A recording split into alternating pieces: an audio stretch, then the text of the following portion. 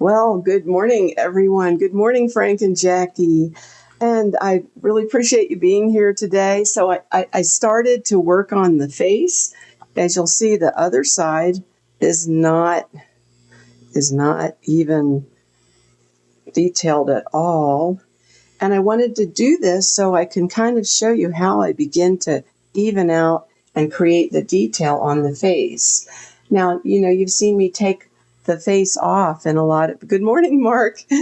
You've seen me take the head off rather in a lot of these sculptures. But in this one, I made sure this is small and I put this on, on the foil so that I could peel it off and it wouldn't stick. And of course, we have to detail the feet and the hands or paws or whatever you would call it. There's no detail there yet at all.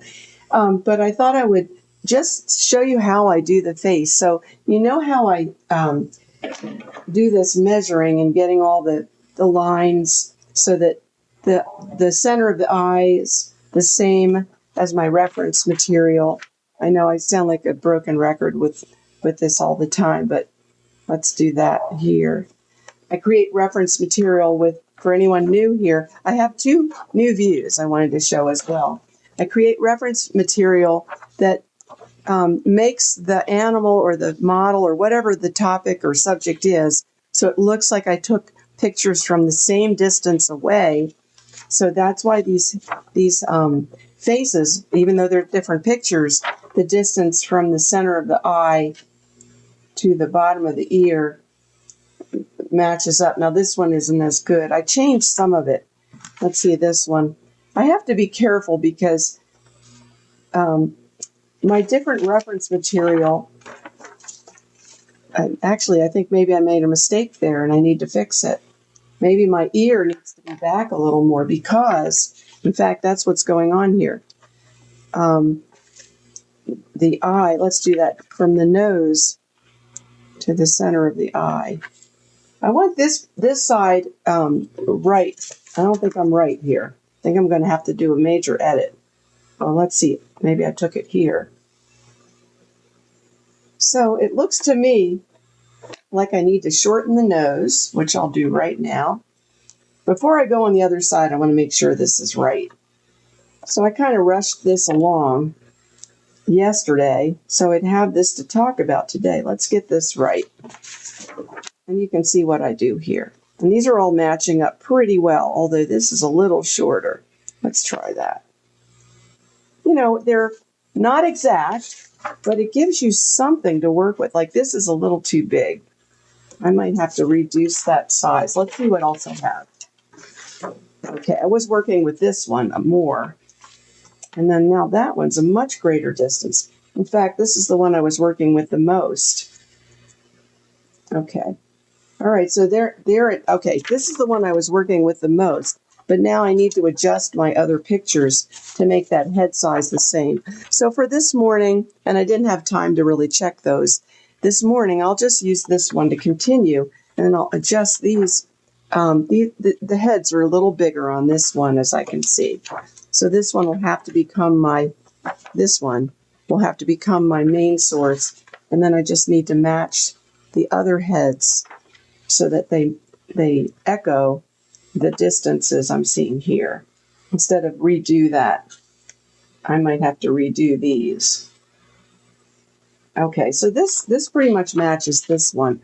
This one is going to have to be adjusted up a little bit, but that's okay.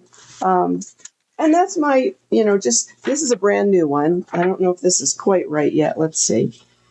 You can see how I'm trying to get the source material. This needs to be a little bigger. So I won't use that today. I won't use that today. This is impossible to use for the face, except for the back. And I can use that more for the back, although I plan to have the tail curling around there. So now you can see kind of a real-time adjustment that has to be made as I go along, because I don't have an actual squirrel. The ideal thing to do would have a real squirrel that I can then just photograph from different directions, but at the same distance. And all this time, I'm so busy with school and at the end of my time, which would be July, I have access to the animals at Heritage Park Zoo, which I'm sure they have a squirrel because they're a rescue as well as a zoo. So we'll just kind of work with these pictures right now, and then I'll adjust the other ones up. And I'll make sure everything works from here over. So, so I have a little bit of distance here between the ear and the eye. You can see that's what I was working with yesterday. That matches up. I'll show you that little tick mark on there. Okay, and these are basics. Getting the eyes right is very important. Getting the whole face. So like if you look at the side, and this is a 3/4 view, and it looks like there's a part that comes out here a little bit, and then maybe goes in and then out again. How do you know what those depths are? You cannot really tell by looking at that picture. So that's why you need this picture to kind of see that it comes out and then goes down and under. And it's still hard to see. It's very hard to understand those depths. This one I can't measure from today because it's a little missized, but it still gives you more information on how that nose comes in from the eyes. So let's just focus on that, for example. So we're going to look at this width right here, and it comes like the little face kind of comes in to this area right here and forms the nose, right? Okay, we're going to narrow that down. So I'm going to go that same distance, just mark it off, and then just start to, I'll hold it up so you can see me doing this. I put my light went out there. There we go. This is my big light here. So I'm going to just take that down. Let's take a look at the picture. Pictures. I'm going to look and see how that comes down to the middle area there. And don't take off too much at once. I have a little loop tool here that I bought. If you can see this loop tool. There we go. Got a little clay on it. Let's show it without the clay. I don't know if you can see it at all. Cannot wait to get my new set. There we go. I'm going to hold it real still so you can see it. Okay. So I'm just using that loop tool to shave down that side first. Just a little bit. And I'm going to look at it. Let me show you what I'm doing this way. I'll go on to my other view for a minute. So I'm going like, okay, so I'm looking right, have my lamp right straight over this face. And I'm looking right down the middle as I go. It's really hard to see that it goes in unless you have that view where you can see that it goes in. And I'm going to make that slope. It's kind of like a sloping area. Wait, let's see if I can get you to see that. Okay. Okay. Taking that down. And it's a little tedious, yes, but not boring, not unfun to do. It just takes some observation. And so you say to yourself, okay, where does it merge into the face, up at the upper part of the head, I should say. And I'm looking at the slope. I'm looking at this slope this way and seeing that that comes in more.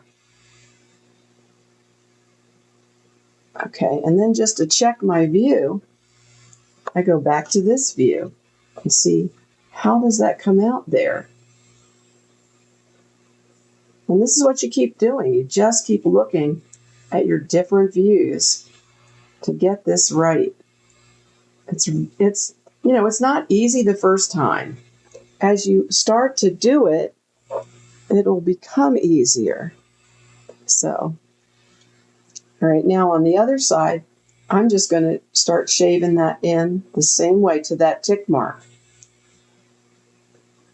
I'm just going to start that same process.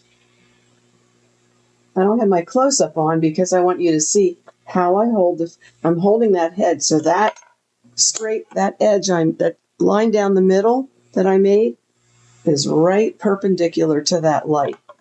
That's really key to doing this. Right perpendicular. I'm going to move that. I see a area to match up right here. I'm using the other side of it for a minute.